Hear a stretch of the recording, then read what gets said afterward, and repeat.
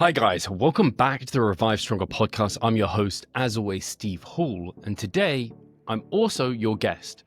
You may have listened to the episode, I believe was episode 265, where I talked about the art and science of mass gaining or bulking, building muscle, and mostly the nutritional components of that. Now, that went down really well, which I was super happy to hear about, and I thought, hey, there's probably a good idea to do a one on cutting, and many people requested it. They were basically like, hey, you've done one on bulking, where's the one on cutting now? I really want to hear that. And so first of all, I appreciate you tuning in to me and listening to me as an individual, and I also appreciate the support on that and kind of the desire for one on cutting. So we're going to talk about dieting today. This podcast is brought to you by Macrofactor, the smartest nutrition app on the market. Think of it like MyFitnessPal, but supercharged. It outperforms it in every single way. You just enter your details and goals, log your food, and wait. From there, Macrofactor fine-tunes your plan automatically, giving your body exactly what it needs to stay on track and reach your goals, without the guesswork. People often complain at how annoying and time-consuming tracking can be. Logging food has never been so effortless with Macrofactor. Due to their verified food database, you can log meals via barcode, search, or even a photo with their smart AI tech. It couldn't be any easier. So ditch the outdated apps and get with the times. Download Macrofactor today and use my code STRONGER to get 2 weeks completely free via the App Store or Google Play, or find it linked in the description below. Now with that said, let's get into today's show. This is similar to the previous episode on massing, where I'm not going to do a deep dive into every nuanced individual topic. I'm going to just chat about it on more of a surface level, bigger picture. I'll probably do a few deep dives just where my kind of mind drifts and takes me. And I'm going to talk about some of the actual science and literature to support, of course, many of the things that I suggest. And I'm going to have references within the description that you'll be able to find, because I do think that that's important. But also a lot of what I'm going to talk about today comes from personal experience.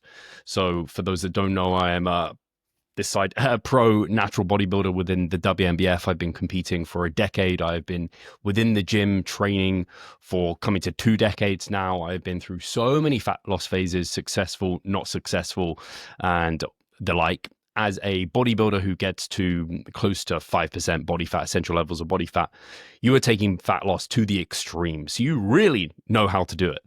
That doesn't mean you apply that exact approach to everyone else and they can see the same results, but you can draw a lot of the principles from that. So bodybuilders are literally experts in maintaining muscle mass and losing body fat.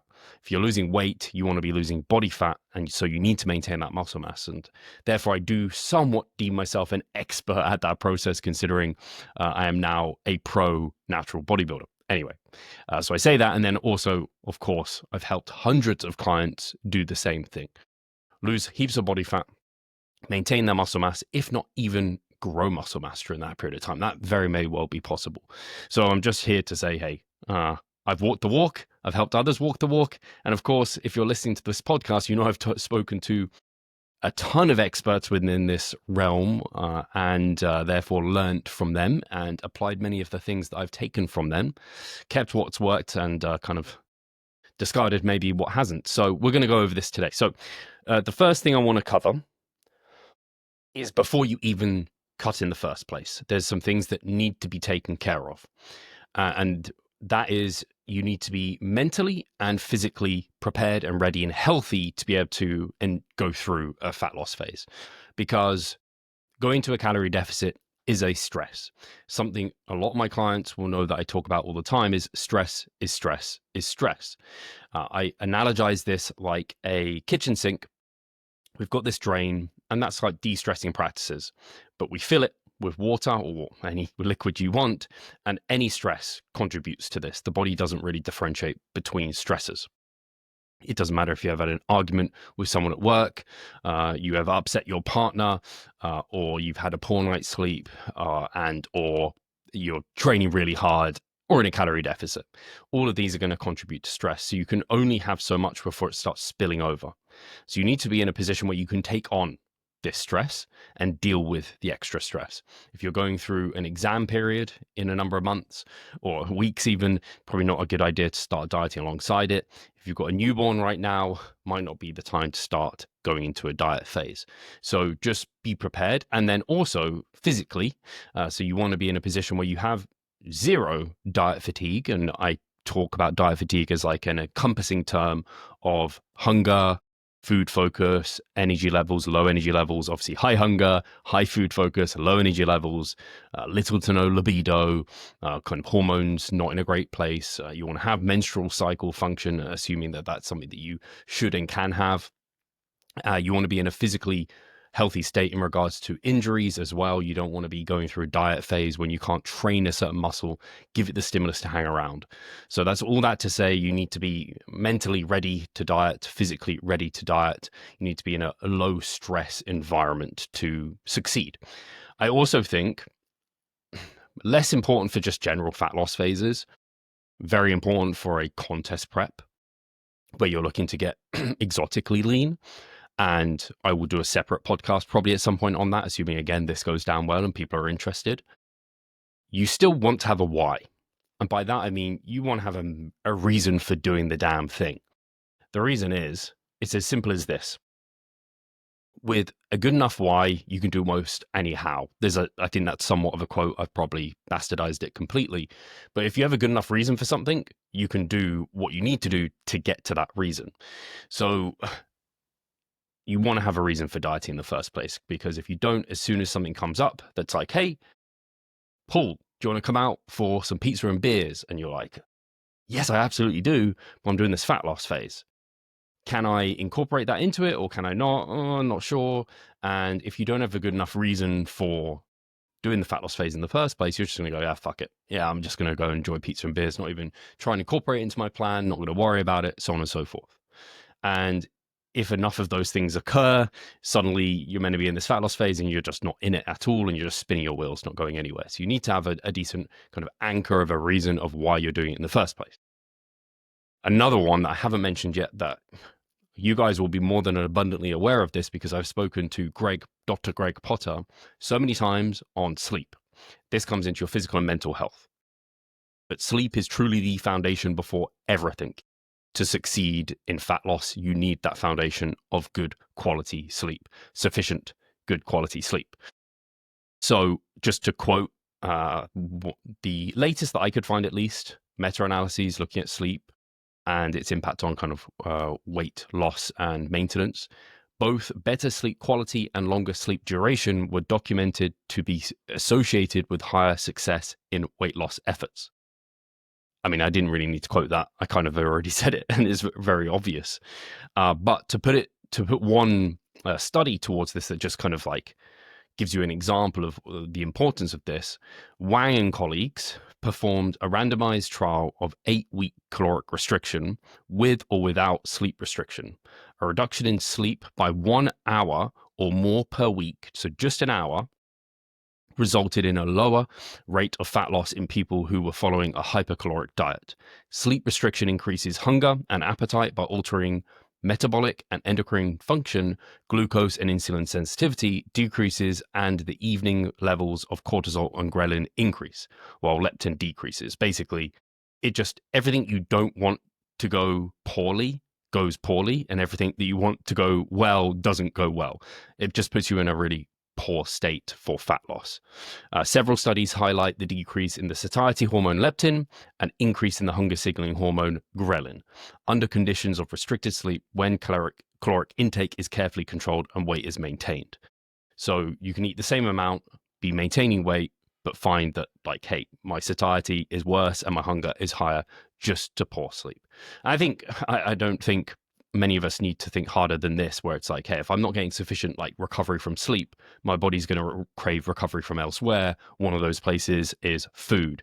And I don't think you can make up for the lack of sleep through food, but it makes sense that the body might like shift that way. I'm not even sure if that's like founded in biological sense, but I think you can just be like, oh, that kind of makes sense just from like not that you should always use logic, but it kind of does make sense. Sure, heaps of us have experienced this too. A 2017 meta-analysis, including over 16 studies, found a reverse J-shaped relationship. So each hour of sleep lost below 7 hours a day increased obesity risk by 9%. It's kind of wild, right? And it makes sense. It's impacting all these hormones and it's leading to people overeating, probably leading to lower levels of energy expenditure as well. You've probably seen people like Amanda Henselmans reporting some of these like single studies that show basically how catastrophic sleep deprivation can be. So a single night of total sleep deprivation is sufficient to induce anabolic resistance and a pro-catabolic environment. So basically sets you up for losing muscle. That is a whole night of sleep lost though. So when you do see these kind of like, oh my God, look at how badly it's impacting MPS and look how like it's really increasing muscle protein breakdown and I don't know, hormones are just completely in the gutter, this sort of thing. To see such extremes like that, it's because they're like restricting sleep by a ton. If you just lose an hour or two, it's not the end of the world. Trust me, as a bodybuilder again, and any listeners who have been through long extended diets and they've got exorbitantly lean, maybe step on stage on a photo shoot, often sleep doesn't go so well towards the end because I don't know, the body's like, get up, you need to go eat and to survive. There's a variety of things that go into it, but you still are able to lose fat, get shredded. Like it doesn't just destroy the physique because you're not losing a whole night of sleep. You're losing maybe an hour here or there, right? So don't catastrophize somewhat poor sleep. It's only when you're completely taking sleep away from an individual that it really screws you over. Like anything, the dose makes the poison, and you want to maintain no poison, hopefully. All that to say, sleep is super duper important. So make sure that you're managing that as best you can before getting into the diet in the first place. You certainly don't want to start on the back foot in that regard. So with that kind of prelude out the way of, okay, you want to get these things sorted before you even consider dieting. We're going to talk about some of these layers, or you talk about, obviously, you know, Eric Helms. He has his muscle and strength pyramid. So you talk about kind of calories through macros, so on and so forth. And we're looking at kind of our priority there. Before I jump into that, I do want to say the kind of higher up you go, obviously it matters less in terms of the impact it's going to have on your results, but it matters, the details matter more for individuals who are more advanced. So you've been doing this longer. The more advanced your goals, I don't know if that's the right term to use, but the more like serious your goals, the more pushy, lofty your goals. If you're just looking to like lose a couple of pounds in a few months, like that's not a big deal. But if you're looking to lose like pounds within a week, suddenly that's a little bit more lofty. You need to be taking care of the details a bit more. So more lofty goals, let's put it that way. And then the leaner you are. So the less body fat you have, the more you need to have everything in place to make sure that you're losing fat and not lean tissue. Bear that in mind as we go forward. So obviously the first layer is calories. And really what that is determining is your rate of loss. How fast you're losing on the scale. I personally am not a fan of people prescribing rates of loss of like a pound a week, half a pound a week, 2 pounds a week. It's all kind of a bit arbitrary. They do suit a general population, but don't suit everyone. For example, a pound could be really aggressive for a smaller individual who's closer to 100 pounds of total body weight. Whereas a pound a week could be an absolute joke to someone who's 200 pounds. So I find it much more appropriate to provide percentage body weight change. I think that just puts it, it individualizes the rate of loss appropriately for every person. And so the really simple part of it is your rate of loss, so the amount of weight you can look to lose on a week-to-week basis, wants to scale according to your total body fat stores. So it's really simple. The more of something you have to lose, the faster you can lose it without losing other things. So you have more body fat, the faster you can lose it without worrying about losing muscle tissue. It's as simple as that. Level of stress. So I talked about stress at the start. You want to be in a low stress state. But if you're in a high stress state, then, or a higher than ideal stress state, then you might want to lose more slowly because stress is stress is stress. And suddenly You just can't take on that extra stress of the faster rate of loss. So that's just going to remove your ability to lose as fast. So you might have a newborn and want to go through a fat loss phase, but might decide to just take it a bit more slowly, be a bit more chill about that sort of thing, you know? So you want to take that into consideration, and then also length. So you can be a bit more aggressive if you're only doing it for a short period of time. The risk of muscle loss is less than if you're doing it for an extended period of time. And lots of these kind of intertwine. Like if you're dieting for a long period of time, you're probably getting quite lean, and therefore you have to lose slower at the end, that sort of thing. But one of the questions that comes up all the time is like, should I diet fast or slow? It's like, it depends. And I'm giving you the dependables. The more body fat you have to go, you can go faster. So at the start of a diet, generally, you can go faster and then it can taper. How long you're dieting for, again, if it's just a mini cut, 6 weeks at most, you can go pretty hard. But if you're looking to diet for months upon months, you probably want to taper it at some point at least. And then, again, if you're in a highly stressed state, you don't really want to be dieting in the first place because it's going to be really, really challenging. The risk of muscle loss is going to be a bit higher. So those are some of the kind of dependables, as it were. Some rules of thumb. If you are between 15 and 20% as a male, and for females, you can essentially bump this by about 7 to 8%. Body fat, I also recognize, is to some extent arbitrary because we don't have good measures. To truly measure your body fat, we have to chop you up and weigh it out and find out the percentage of your total body mass that it was. We don't have that ability. Even things like the gold standard of DEXA can have quite large error rates. So it's unrealistic to try and use these tools. So I kind of like a visual assessment.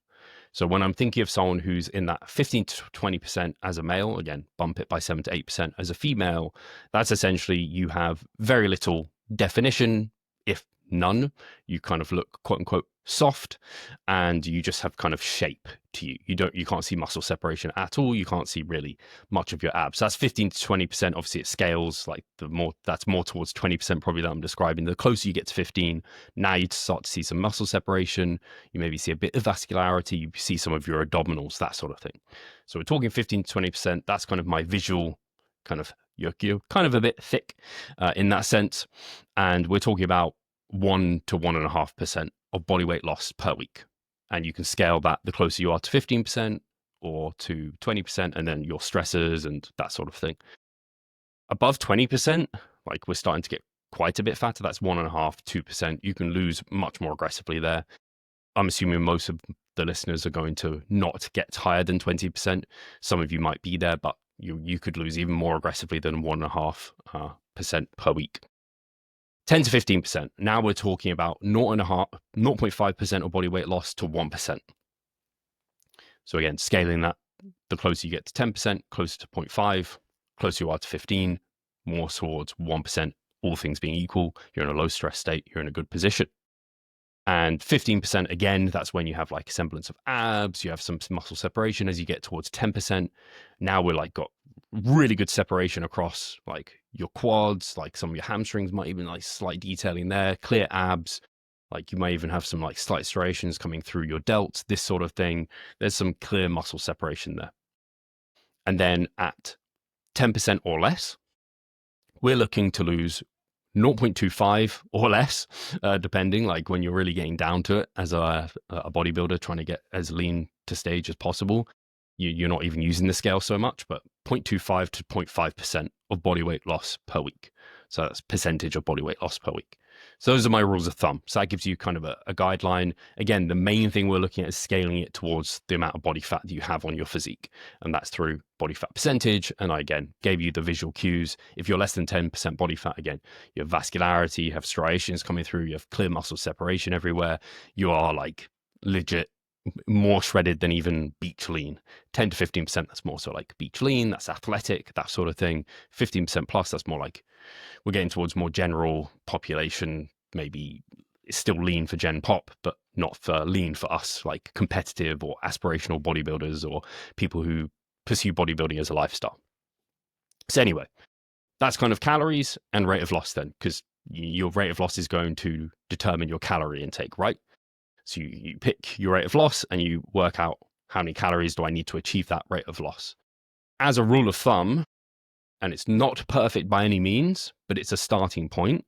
If you are in a 500 calorie daily deficit, then you're in a 3,500 calorie deficit by the end of the week. And that equates to roughly a 1 pound rate of loss. So you can multiply your goal rate of loss in pounds per week by 500 to give you a daily deficit that you are trying to attempt for. So if you're looking for that pound rate of loss, 1 times 500, you're in a 500 calorie deficit. You need to know your maintenance, of course, and that's a whole nother discussion that hopefully you're to grips enough to know where you need to be with that. Again, if you have any questions about any parts of this podcast, just ask them, because then I can do a podcast on that and I can do deep dives into those subjects, because I think inevitably I'm coming from this sort of a perspective of assumed knowledge with a lot of these things, and I don't want to assume that of everyone, and I might need to do some more like just fundamental podcasts that I think will be really useful, because I know we go into lots of detail on these podcasts and there's a lot of assumed knowledge by the audience. We're on almost 500 episodes at this point, and not everyone has started from episode 1. So regardless, like I said, I'm not going to dive into the specifics of that now. Hopefully that's enough baseline knowledge to get on with. Then we're coming on to macros. So that's the next step in the pyramid. So what's the protein, what are your fat, carbs, and the other macro, alcohol, which we all know and love and isn't part of a fat loss diet. Well, it can be, but probably most of you aren't considering it. So as a general rules of thumb, here is where I'm starting. So protein being the building block of muscle, and therefore very important for promoting muscle protein synthesis to help guard against muscle protein breakdown. When we're in a calorie deficit, muscle protein breakdown is slightly higher. And so we probably want to have a bit more protein, or at least my rule of thumb, 1 gram per pound. Just works really, really well for a whole host of people. Now, you can pump that up a bit if it's your preference, or especially if you are much leaner, it's a good idea to pump it up, or dieting more aggressively. Certainly going to 1.2 grams per pound is a good idea. In a recent systematic review and meta-analyses, they found up to 3 grams per kilo. And they didn't actually find any like worse results from going higher than that. Even there could even be potentially better results, but obviously it's really diminishing. So that's a high protein intake. I'm not going to try and do the quick math off the top of my head how that equates to grams per pound, but there's 2.2 point is the like multiplier or division depending which way you're going. Just you guys can work it out. But yeah, at least a gram per pound of protein I think is wise. Then a 20% of your calories coming from fats seems to be where most research settles on being an appropriate fat intake. However, I don't love that, and I don't know if it suits every individual. Eric Trexler did a really good deep dive, I believe, in the Mass Research Review, which we are an affiliate for, by the way. It will be linked in the description. And I believe he came to about 40 grams of fat per day to provide sufficient fat for extended periods of time for essential fatty acids and like for hormone production and this sort of thing. So that's my kind of bottom end, is if you're going to go for an extended period of time, let's not go below 40 grams of fat. Roughly 20% of your calorie intake is also a great place to kind of consider. And that's then providing you your fat and your fat and your protein. And now the rest of your calories can be carbohydrates. They make up the difference. The reason we start with fat and protein is because they are essential nutrients you must get from your diet. Carbohydrates are less essential. You can kind of go through gluconeogenesis, you can be in ketosis, and you can provide yourself what carbs to some extent would provide you. They're not conditionally essential, but I do think carbohydrates basically become essential because what are our micronutrients coming from? Mostly plants. And what are plants? Mostly carbohydrates. So I do think they become pretty important. And I don't really like to see someone's carbs drop below 1 gram per pound either, because that starts to get pretty low as well. But if you want to have more protein, then you might have to take away from carbs, and then you have to like rob Peter to pay Paul type of deal and find what works for you. But those are some general guidelines that I'm providing now. So that's kind of your macros. And like I said, with alcohol, I'm not actually going to touch on that unless I could do a specific episode on that at some point. But I'm appreciating most of you don't probably drink a ton of alcohol during your fat loss phases because it's not doing you a ton of good. And it can be worked in and managed, but it's not typically something that is promoted by any means. So then we come on to food composition. When I talk about food composition, I think about what we do when, or it's not just food composition, but I think about food composition and also nutrient timing, but mostly food composition. And I think about what do we do during a mass gaining phase near the end when we're struggling with our appetite to eat enough food. Many people do that. You might move towards more palatable foods. You might move towards more small, frequent meal. You might reduce your fiber intake, reduce your plant intake a little bit. You may even reduce your protein a little bit, depending. The satiety effect of high protein seems to be short-lived, i.e. if you eat high protein, it provides you a satiety benefit when you initially make that change, but then it subsides. The Mass Research Review did look into this a little bit. Again, you should definitely be subscribed to that. They do awesome stuff over there. So I'm not convinced that you necessarily benefit from reducing your protein to help with appetite, but it could reduce the thermic effect of feeding a little bit, somewhat impact energy balance, but it's not going to be by any large extent anyway. I digress. But you might move towards more liquid calories. Food, generally, you move towards stuff that's easier to eat. You might have more variety in your diet. You might use more sauces, spreads, more calorie-dense foods like nuts, nut butters, I guess, fats, olive oil over meals, and going for lots of jams, spreads, sauces, stuff to get calories in. I mentioned liquid calories like chocolate milk, this sort of thing. You might have more of an intra-workout. You might do fruit juices. You might do dried fruit, these sort of things, You might allow yourself more frequent meals out, and restaurants know how to make delicious food. So I think about all the things that you do when you're struggling with your appetite, and I think flip them on their head. Literally, do the opposite. So no liquid calories. Don't go for calorie-dense foods. This sort of thing, right? I think it's just a really simple way to just flip it on its head. And that whatever you were doing to reduce satiety, you now want to increase satiety. And that's really food composition during a diet to a large extent. And by doing that, you also really help yourself with getting in micronutrients, because plants, your fruit and veg, are going to be the cornerstone of providing your micronutrients and also satiety, because they cover a few bases. So some of those bases, one of them is something I deemed I haven't heard other people use this, but I called it the satiety to calorie ratio. So how much satiety does a food provide for the number of calories? So if I use a really extreme example of this, and they looked at there's something called the satiety index, where they looked at a bunch of foods. This is actually a really old study now, and I'm not sure it's perfect. A lot of people report it as if it's black and white, this is how things are. But I think there is some individual difference here. And like any study, you need more research, and there's always going to be outliers and individual differences. But regardless, I digress. Within that satiety index, the thing I always like to report is the food that gave the highest satiety was the boiled potato per calorie.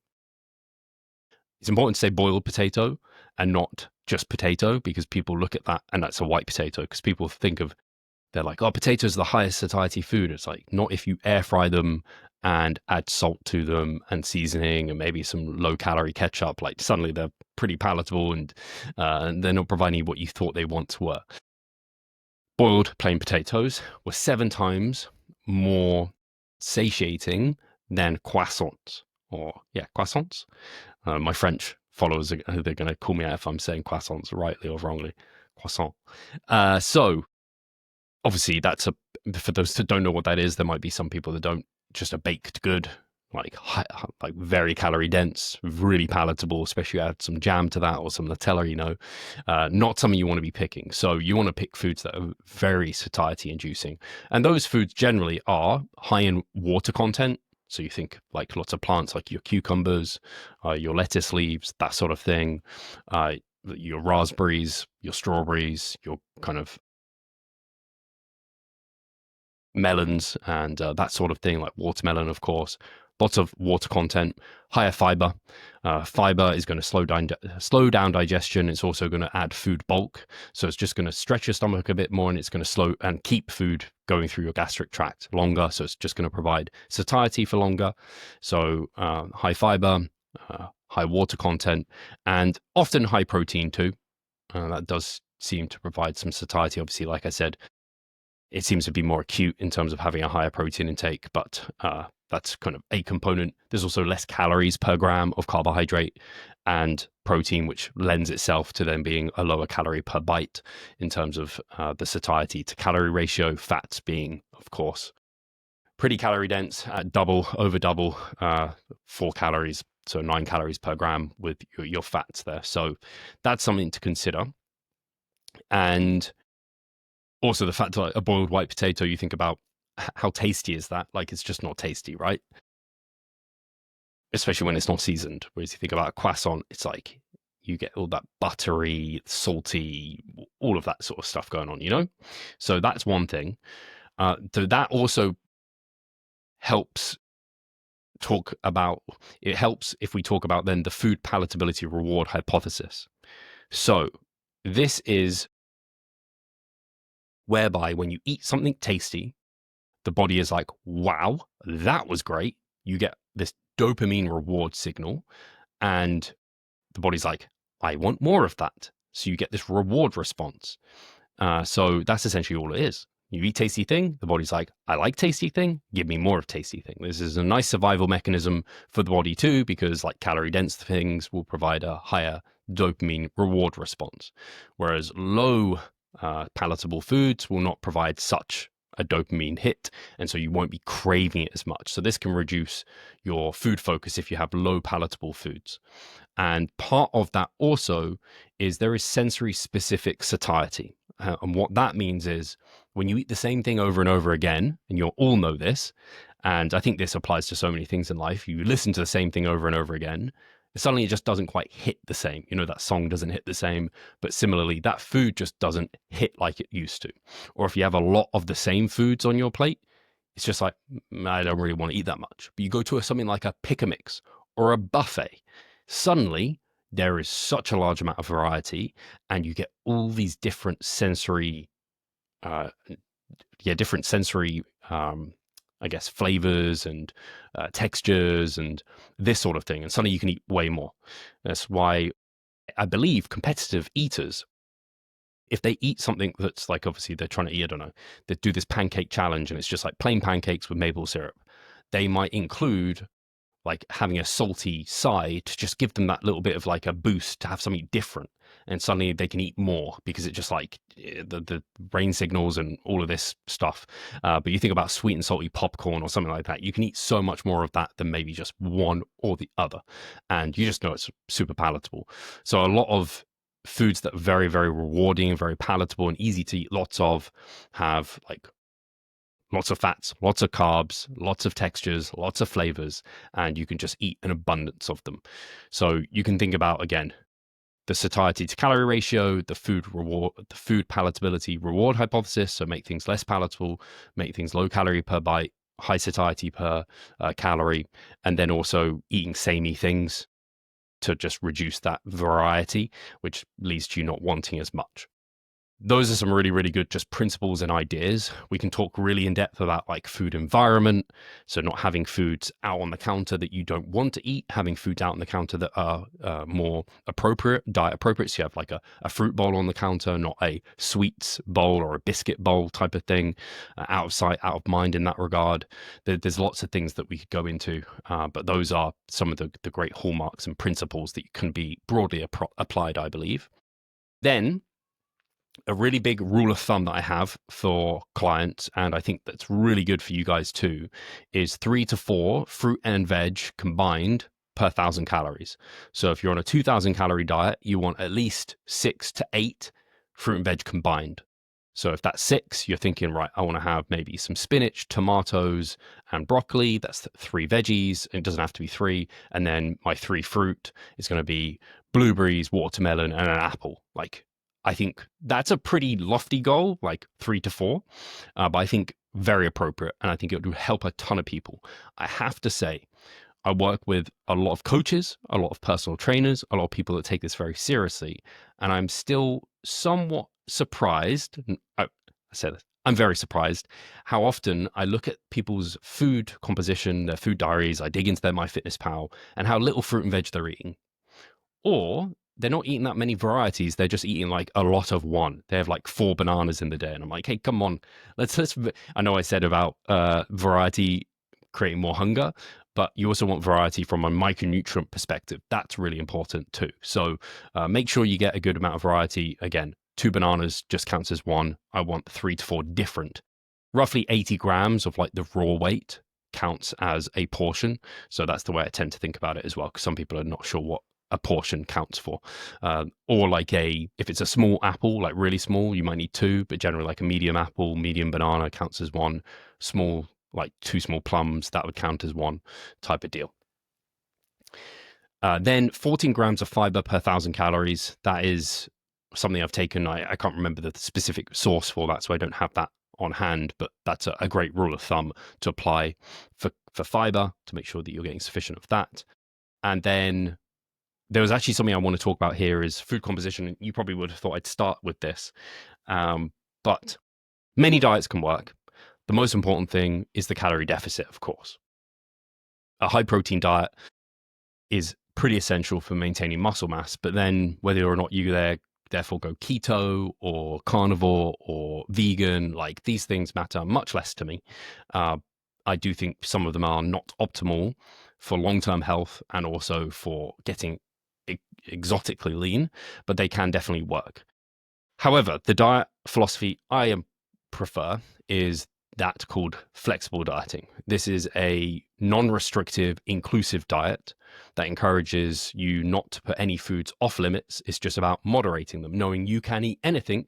You just might choose not to, or not in the quantities that you might desire to, but you might desire to eat less because it's goal driven at this time. And knowing that you can eat those foods when it's more goal driven at different times during a mass gaining phase, for example.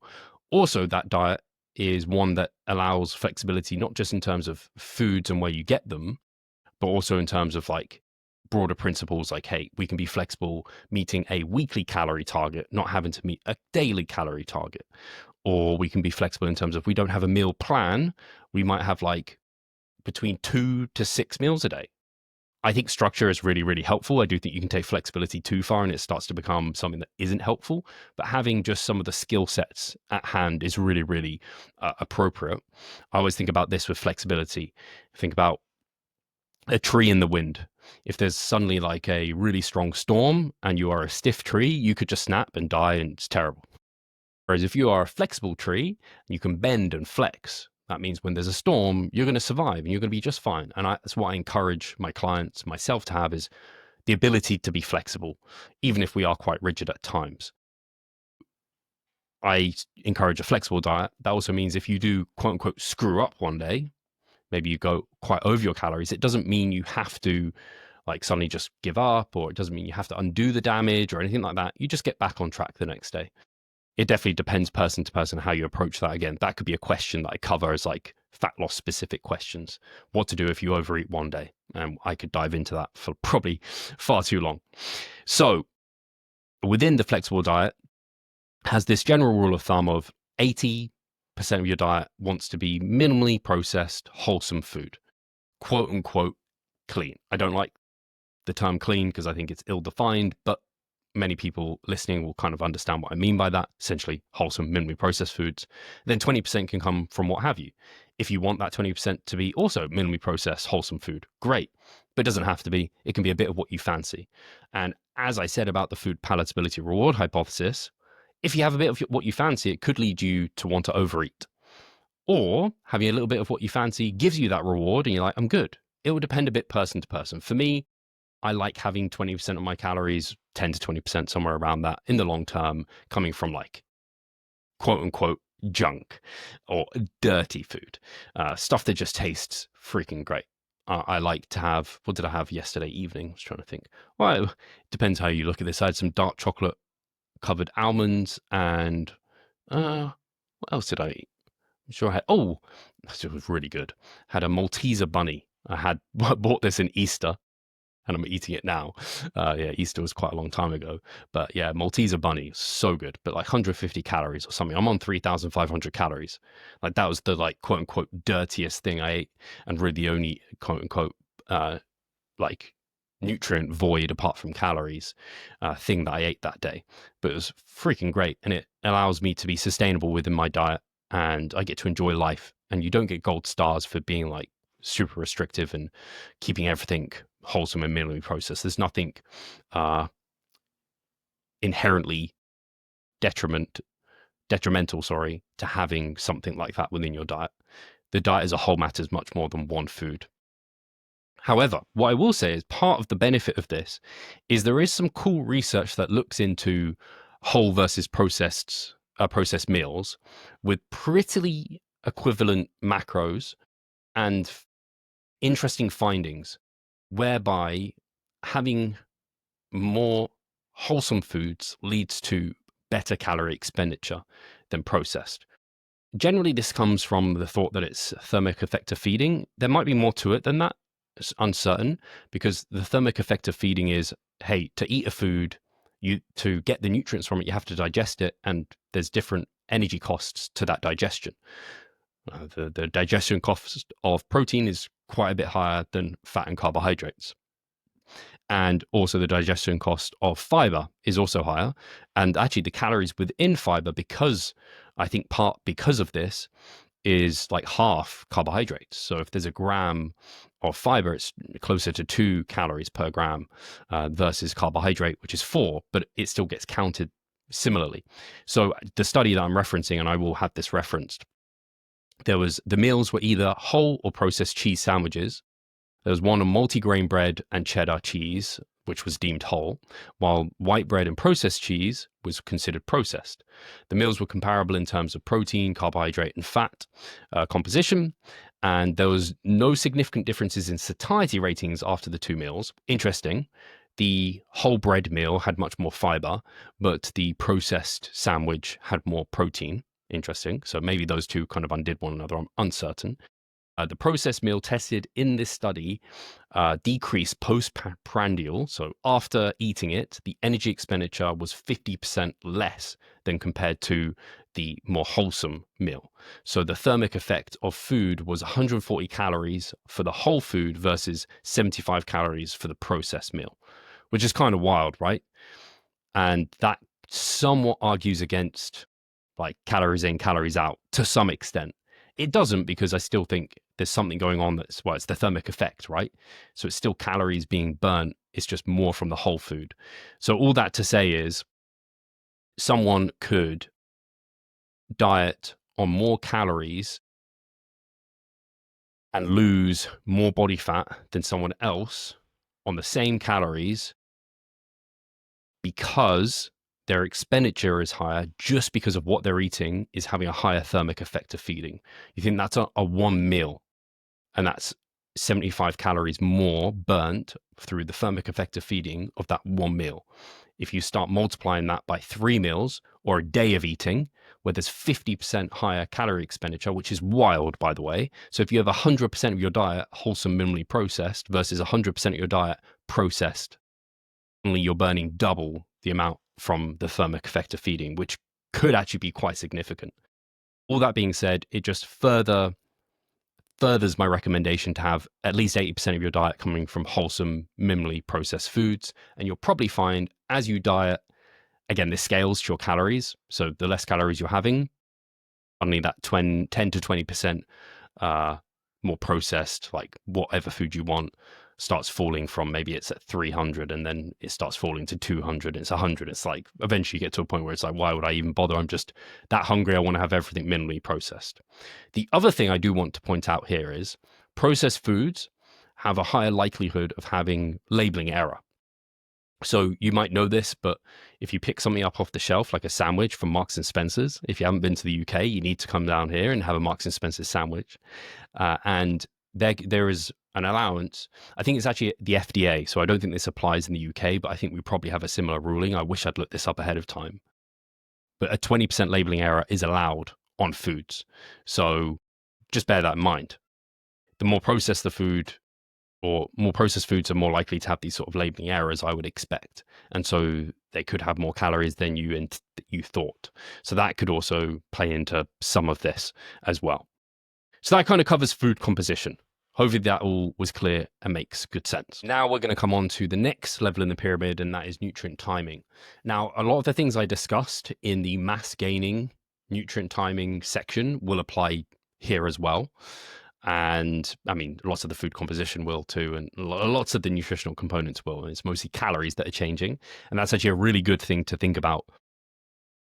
Bodybuilding is meant to be a lifestyle. A diet is meant to be somewhat of a lifestyle, and it wants to be adherable, sustainable, enjoyable. And the main thing that changes is you just eat more or less.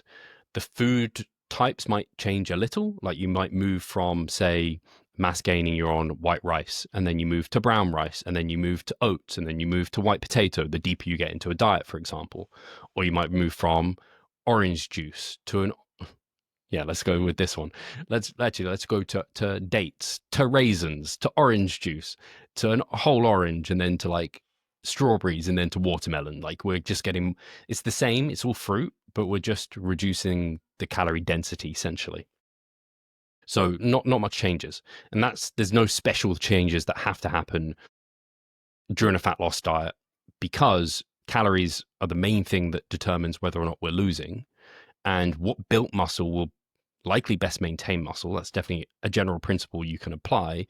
And so you still want to like prioritize your nutrient timing in a very similar way during a fat loss phase as during a gaining phase.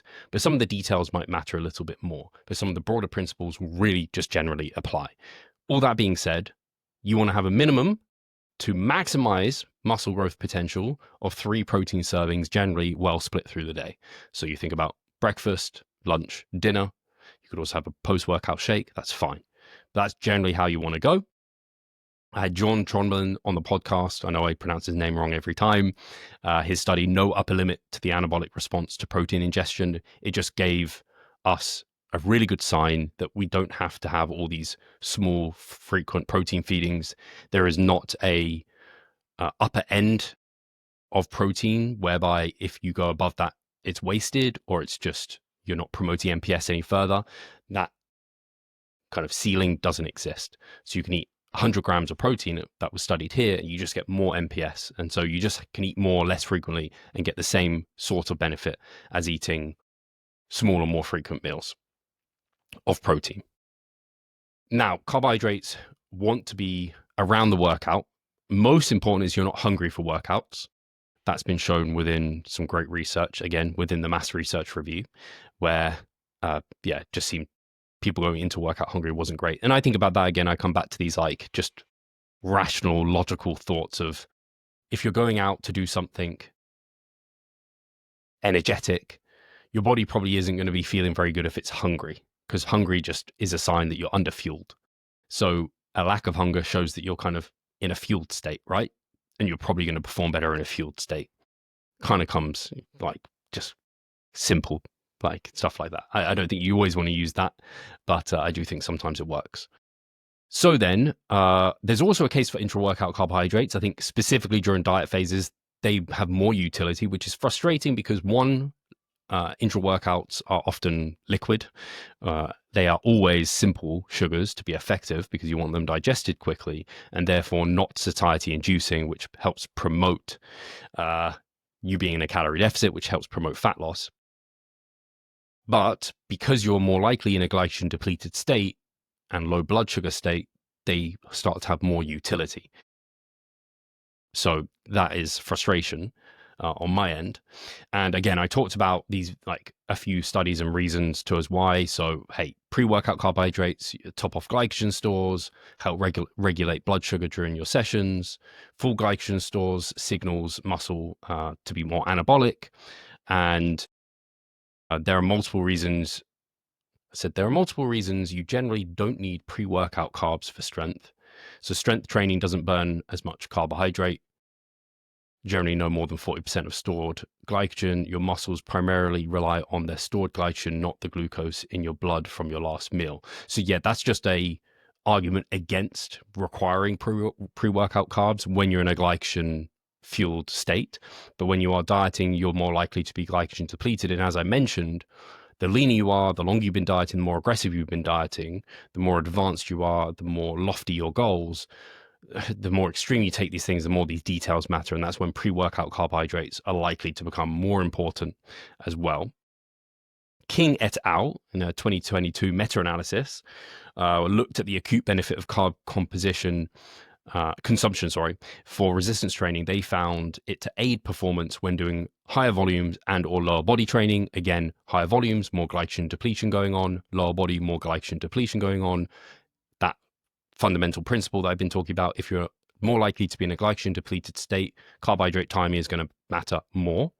And then a really cool study by Oliveira Silva 2022 is a carbohydrate mouth rinsing study. They saw benefits in performance from just carbohydrate mouth rinsing, so they weren't even taking the carbohydrates in. And it seems to be driven by activating brain regions related to reward, motivation, and motor activity. So there could even be, I postulate, there could be something to having a calorie-free sweetener within your just water that could be beneficial, where we might still see this activation of the brain regions related to reward and motivation and motor activity. I wonder. I don't know about you guys, but I've heard of many people needing or wanting at least to have chewing gum during their workouts, especially when dieting. And I wonder if there's something to that. The gum obviously giving somewhat of a sweet, minty, depends on the flavor, of course, but maybe a bit of a reward that allows them to concentrate and feel good during their workouts. Then I'm not going to try and pronounce this name, but they found reduce hunger. Oh, sorry, this comes back to the reduce hunger. So reduce hunger, improve performance for low to moderate training volumes, especially after an overnight fast. So they did water versus like a slop. Carbohydrates were the same. The slop outperformed. So that was a non-psychological effect. So it's also, people think about, hey, a pre-workout meal, maybe it's just psychological. But they had the same carbs, but one was in a shake versus a slop that contained like some fiber and non-calorific elements to it. So the nutrition was the same, just one was slower digestion, and they got to chew on it and everything like that, which promotes fullness. And so that's pretty cool. So you definitely don't want to go into workouts hungry. So I look at intra-workouts being particularly useful for workouts over 60 minutes. You want fast digesting carbohydrates like a dextrose or highly branched cyclic dextrin with small amounts of protein. If you are going to use protein can increase glycogen replenishment. That's where like an EAA or a whey isolate comes in, and you just have like 10 grams of that or so, and that can support performance and be somewhat anti-catabolic. I don't think you need to worry too much about that, but I think the blood sugar it can provide during a workout, especially like as you're getting halfway through, maybe in a glycogen depleted state, having that blood sugar available just to keep you switched on during a workout can be helpful. Anecdotally, bodybuilders have done this for decades. I think there's a reason for that. And I've also had clients utilize intra workouts in situations where they are more likely to be glycogen depleted and have seen benefit. I have also personally seen benefit. As I get towards stage, I don't want to put carbohydrates in liquid form because satiety starts to become a problem and it can remove adherence. So I end up moving towards just having a calorie-free sweetener. So I basically use creatine during my intra workout, and I just get a flavored creatine that has 0 calories, and I utilize that. And that seems to be like helpful. I put a little bit of salt in there, and that's great. So that can be something useful at least to consider. So we've got the protein timing, we've got carbohydrate timing. Like I said, don't go into workouts hungry. Probably some pre-workout carbohydrates going to be beneficial, especially if you're more likely in a glycogen depleted state. And then even considering some intra-workout carbohydrates, even a small amount could be helpful. If you don't want to have that, then having a calorie-free sweetened beverage like a squash or flavored creatine, something like that, may have some psychological benefits that could help performance due to activating brain regions related to reward, motivation, and motor activity. Just something to consider. Generally, reducing snacking is helpful. I don't know how to, there's likely research looking into this. I haven't actually looked into it in ages, so I haven't got it and I won't have it referenced. But I think we can all speak to this, whereby, like, if you're on 1,500 calories, having 3 500-calorie meals feels like actually meals. Whereas if you start splitting that into like 6 250-calorie meals, you're just kind of grazing, never really feeling very full. And so you're kind of filling the stomach, but you're always like leaving a meal dissatisfied. That can work really well when massing. And I believe there is research looking at smaller, more frequent meals being superior than larger, less frequent meals for helping people eat more and kind of that way. So this comes back to what you do during a gaining phase, you do opposite during a cutting phase. But when you can have larger meals, you actually get to feel that fullness, and then you actually get hungry again for your next meal, but then you get that fullness. And then when you snack, a lot of the time when you have these like little snacks that come in, you kind of just forget about them. Again, this is one of the issues with a lot of research when it's self-reported calorie data. People are just awful at recounting that, and they forget these little snacks, that little biscuit, that little bit of milk. Whereas if you just say, hey, I'm not having any snacks, I'm just having my meals, you get satisfying meals, and you also don't get these little calories that come in that you aren't accounting for potentially. So I think that's useful. And then the final thing I want to cover is chrononutrition. So this has been a really interesting area of research. And I've spoken to a few people on the podcast about this, one being Greg Potter, who has done some research in this area. And chrononutrition is a part of kind of your circadian rhythms in a sense, I guess. People who know chrononutrition might be shaking their head there, but it's basically looking at nutrient timing and other ways that that can in fact impact your biology. And long story short, so the old saying of having kind of like a breakfast of a king, like lunch of a pauper, dinner of a prince, I might have actually said that wrong, but basically having big breakfast and then it kind of getting less and less through the day. And that whole like bro science of don't eat carbohydrates past whatever 7 p.m. or when it's dark, there's some credence to it, which is really interesting. So by having more of your food earlier in the day and less later, there may be an increase in energy expenditure, reduce cravings, and subsequently your energy intake totally. So you might find yourself less hungry and expending more energy. The other part of this too is you are more insulin sensitive earlier in the day. And that might have some benefits outside of being an energy deficit surplus. It might be something more to consider. Insulin sensitivity is also something that I think generally doesn't need to be spoken about a ton for natural bodybuilders. Also, if you train later in the day, suddenly now you have that insulin sensitivity elevated later in the day. Not hugely important. The other thing to consider is you don't want to be eating large amounts of food within, like, say, 3 hours before bed, because that has been shown to lead to poorer sleep. And I think we've all been there, and I've been there. Like, I've had like almost gastric reflux when I've eaten too much food before bed, and it's not a fun time. And you wake up, you're like, oh, that's not nice. And you're just hot lying there, and it's stressful. You sleep better when you don't have that. So having larger meals earlier in the day again holds. But when you're in a calorie deficit, a lot of these things start to not matter so much. Like, you're just generally insulin sensitive.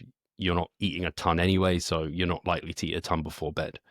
And then the impact on energy expenditure, maybe, because if you are tracking your steps, you are doing your workouts, you're doing your cardio, is it going to really have a huge impact outside of controlling for all those variables, which have a large impact on your total daily energy expenditure? When you consider steps are like your biggest unit of energy expenditure outside of your workouts, and that they could be considered non-energy activity thermogenesis, NEAT, or you might call them NEPA, non-energy physical activity. I think it's not a huge deal, but you could consider eating a little bit more earlier in the day and less later, and see how that impacts your cravings. Probably a lot of you guys will be able to relate to this, but for me and my clients, often the evening is when we relax, we watch some TV. That's when maybe hunger picks up a little bit. That's when we want to chill out. And so often it's quite nice to have a decent amount of food at that time. And so I struggle with this chrononutrition applying practically to diet phases. but it's something to consider, potentially manipulate, but I don't think it's a huge factor. I think there's probably a lot of bodybuilders too, as they get closer to stage, will use a bit of an intermittent fasting approach where they might skip breakfast and not eat their breakfast until like midday and then have more calories later, and they still get shredded. So yeah, I'm not sure it's a huge influence on things, but it's interesting. I wanted to note it just so I have noted it. I realized we're up to an hour of this already, and I said I was trying to like be quite broad strokes here. So I have a few more things I do want to cover somewhat quickly. So we'll cover those. Cardio. So this doesn't need to be talked about a whole lot. For me, low intensity steady state is a better choice than using high intensity interval training or even medium intensity. This is just because it doesn't have the same negative impacts potentially on our resistance training, because it's so different. It's sometimes even just recovery inducing, whereas doing sprints uses the muscles in a similar way to when we're doing a high intensity weight training, and so is potentially going to have more negative impacts on recovery there. And so I like to save as much of our recovery reserves for the thing that's going to maintain muscle best, and that is our resistance training. I prefer steps, as I've already mentioned, to formal cardio. So steps could be looked at as low intensity steady state cardio. I prefer someone just to note their steps and not have to worry about doing formal cardio if they can, because you can oftentimes just get stuff done in the day and do your steps. So I can't think what precisely off the top of my head, but you might be able to, I don't know, say you're listening to a podcast, you could go walk and listen to a podcast or an audiobook, or you could like, maybe you need to go do some grocery shopping, and rather than sitting at your desk and doing an online shop, you can go walk to the supermarket, this sort of thing. And that way you can kind of make your steps part of your life. And I would encourage people to be careful about, and I haven't gone a lot into the practical side of things, like the client specific things. There's a lot here, because it can be really tempting to ramp your steps up, because it's like, why not? That means I get to eat more. But there's definitely diminishing returns at a certain point. Just in general, if most of my clients, I don't like them to be above 15,000 steps unless it's really just part of their life. And generally, I get them to track their steps initially. If they're quite low, I might get them to bring them to around 7,000. I like 7,000 to 8,000 as just a general lower end anyway, for the kind of cardio metabolic health benefits. And then once I'm at their kind of just habitual amount, we might bump it up a little bit, but not much more than, say, like 25%, because then it starts to become pretty unsustainable. And sometimes it needs to be sustained for weeks or months.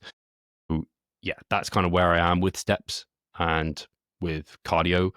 In that, once I've got someone to like their steps to an amount that they do routine day to day, they might have to go out of their way a little bit for it, but it's not too much.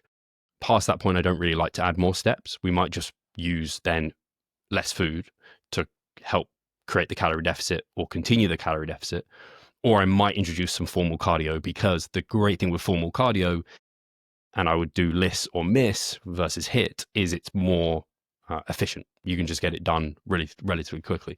But having said all that, another point on steps is I've got a walking pad I bought for my prep specifically under this desk, and you can like smash out, like watch 3 episodes of an anime or listen to this podcast, and you can get like 5,000 to 10,000 steps done, depending on your speed and what you're doing. So those things can be really, really helpful.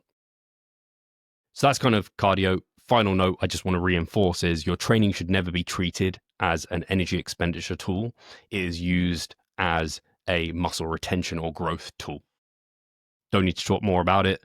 So yeah, never try and like use your resistance training for calorie burning. It's the wrong way to look at it, in my opinion. I think that's just going to lead to worse outcomes. It can lead to you potentially doing more than you should and lead to not as good muscle growth or retention.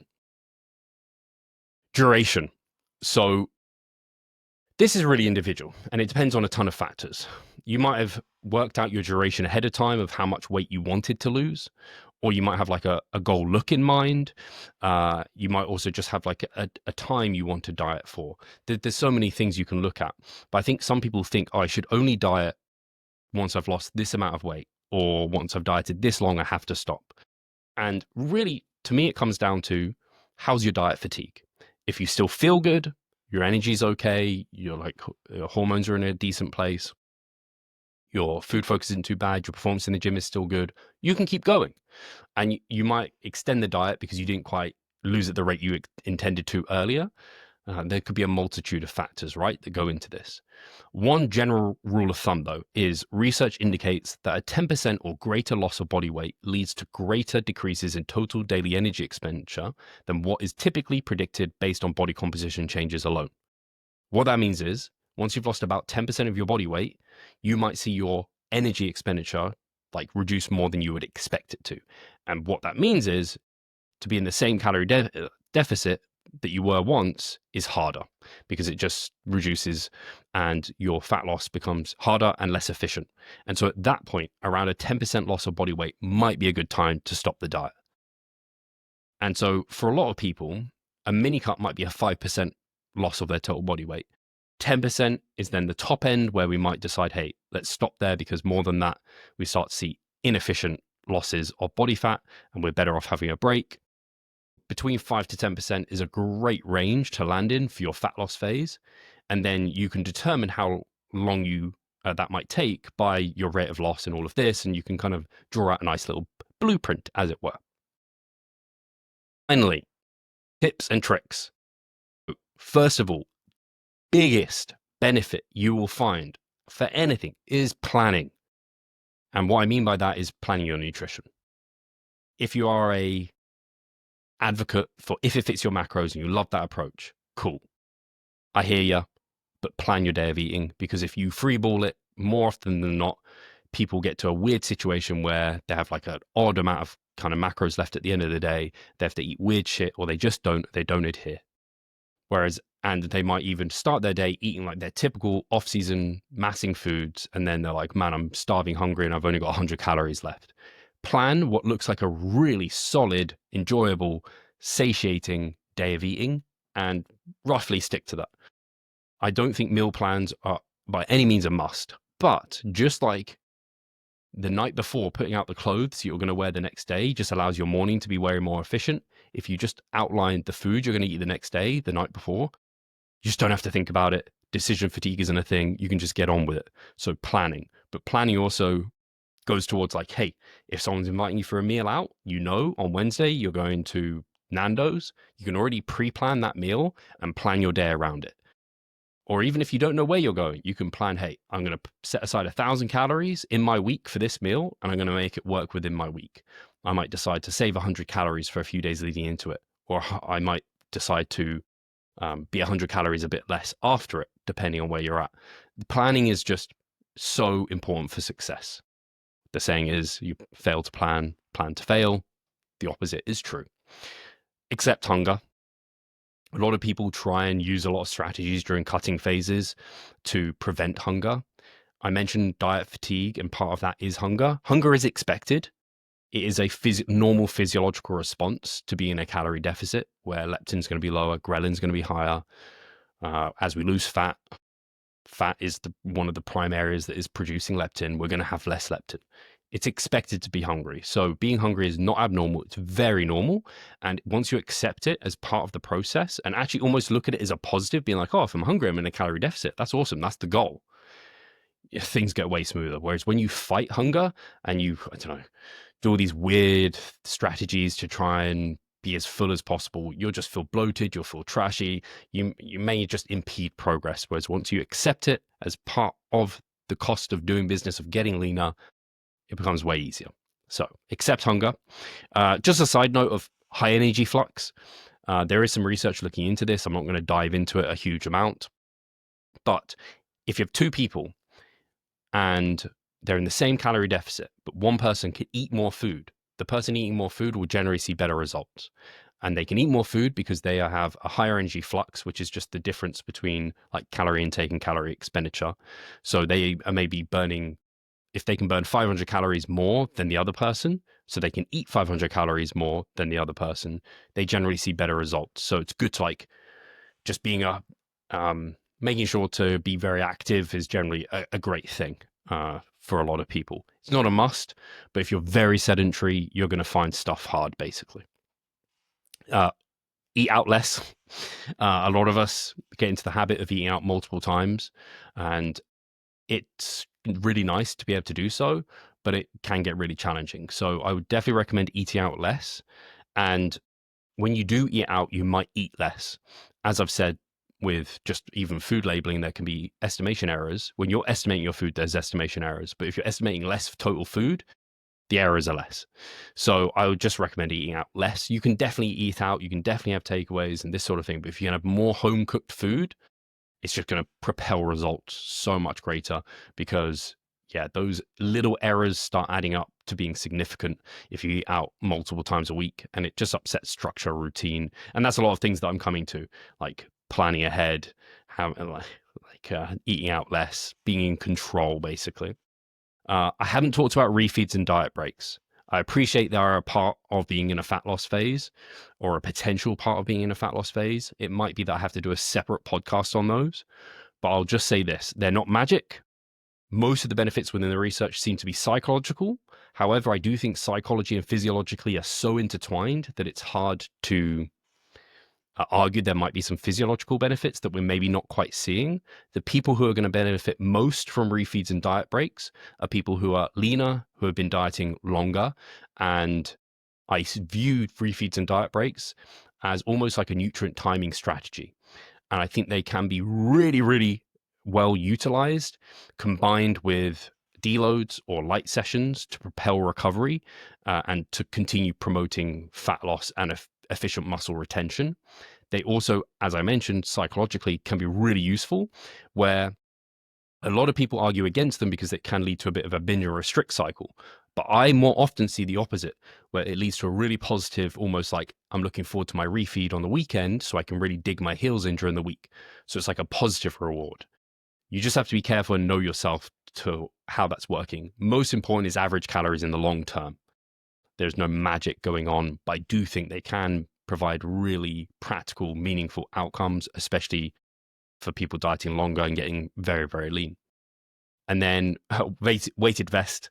So this is a way to improve your energy flux, essentially. To if you wear a weighted vest, then you're going to have a higher total daily energy expenditure, all things being equal. I don't think the benefits are really much, if there are any, outside of just expending more calories. I've done a weighted vest experiment for an entire contest prep, and I did my contest prep that I did last. I didn't wear a weighted vest at all, and I went pro during that one, and it was just as successful, if not more, you could argue, right? So I don't think it's magic by any means. There is some research to indicate kind of weighting the bones, and that's in the osteocytes, I think, within the bones have this kind of gravitostat, and therefore you might not experience as much hunger because it can be an independent signal for leptin and therefore muscle retention and bits and pieces like this. I don't think we've got enough evidence to suggest anything strongly there, but it's a really easy way. For example, say you were hitting your daily steps and you had no more time to do cardio or do more steps, put a 5 kilo weighted vest on for a portion of those steps. Suddenly they become more calorie dense steps, basically. So I just thought I'd note that one down, and that is something I can dive into. For now, that's everything I had noted down to kind of cover. So lots covered there. Again, like I said, it was more surface level, but I think anyone who is considering going through just like a general fat loss phase, if they came listen to this podcast, they'd be in a really good position to succeed greatly on it. There's so many thoughts that come through my head. There's so many avenues I could dive into. There's probably lots of missed pieces that I wanted to talk about that didn't, but I did want to get this one out there and do it in a similar manner to the kind of mass gaining one, covering a lot of the science, my kind of thoughts, reflections, experiences with clients, and put it out there for any questions that you might have, which obviously you can ask over on YouTube. You can send me a message over on Instagram, and we can discuss it a bit more, and I can do a future episode where I just maybe do an episode on common mass gaining and cutting questions and run through them potentially. Hopefully, guys, this has been beneficial. Again, any support is appreciated. I appreciate you big time. I know typically I'm interviewing people, but hopefully these solo episodes are still really beneficial and you enjoy them a lot. Do give me a subscribe, give me a thumbs up, give me a comment, give me a review if you're over on Spotify. I appreciate all of that. Other than that, my guys, I'll catch you in the next episode. Take care.